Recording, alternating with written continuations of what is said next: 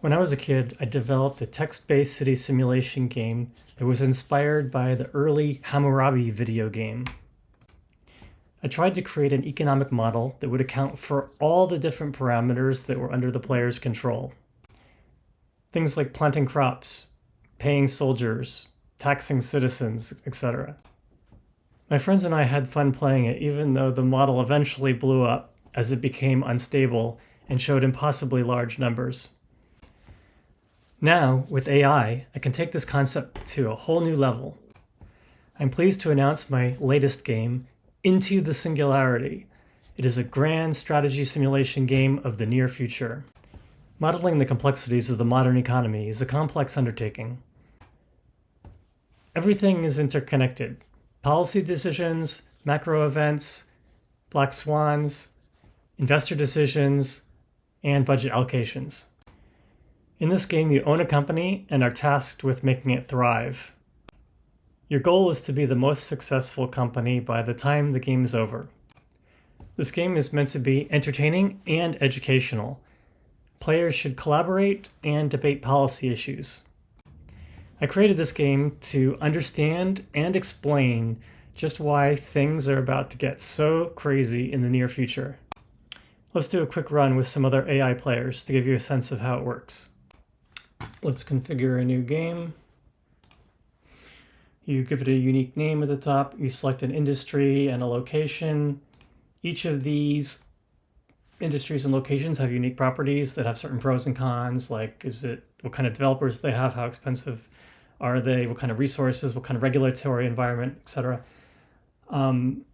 You can have policy decision expiry low if you don't want to be bothered with the policy dialogues, or you can have it very high if you want to allow for a lot of discussion among the different human players. You can set an end year when the game will terminate, here, for example, an early year like 2028.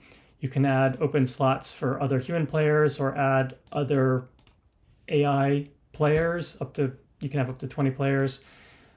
And you can look at the policy and event images. The AI did a nice job with creating good images.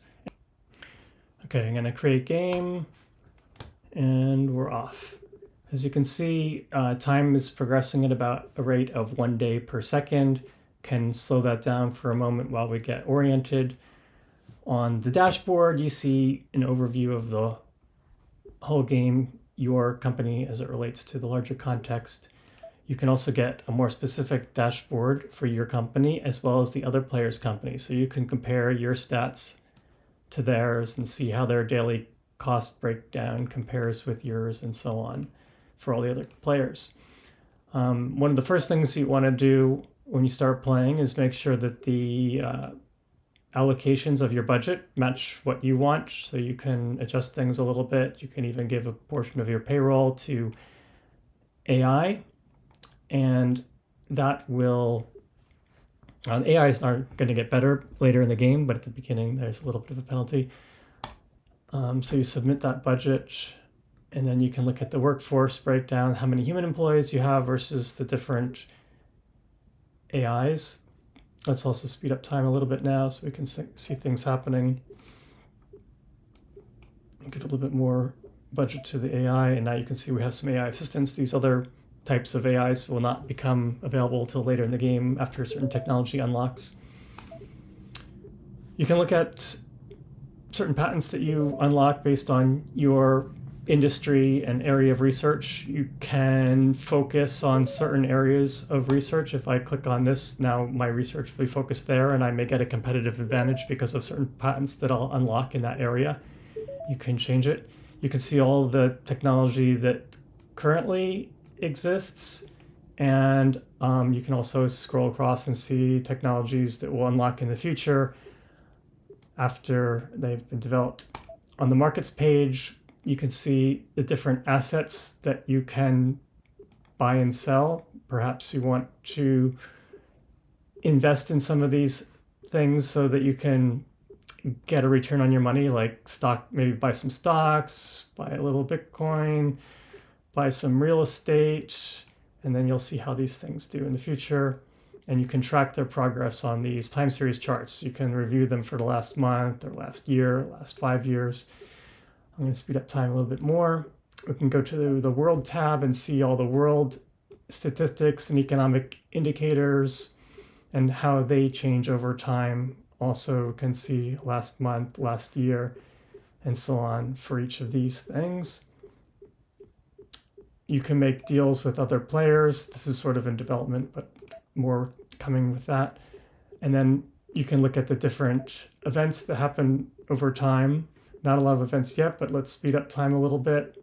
And a major nuclear meltdown. This is a black swan event that occurs along with others that can happen.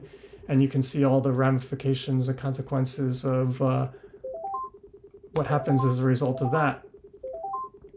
And so that's going to shake up world markets, and you'll see those changes reflected in the time series. Oh, and now we get a policy decision. Should AI agents be able to own property? This is something you have to make a decision on, and it will influence future policy decisions and all kinds of other aspects of the game going forward. And depending on how strongly you feel, you may even want to spend a little bit of lobby money to influence the decision one way or the other.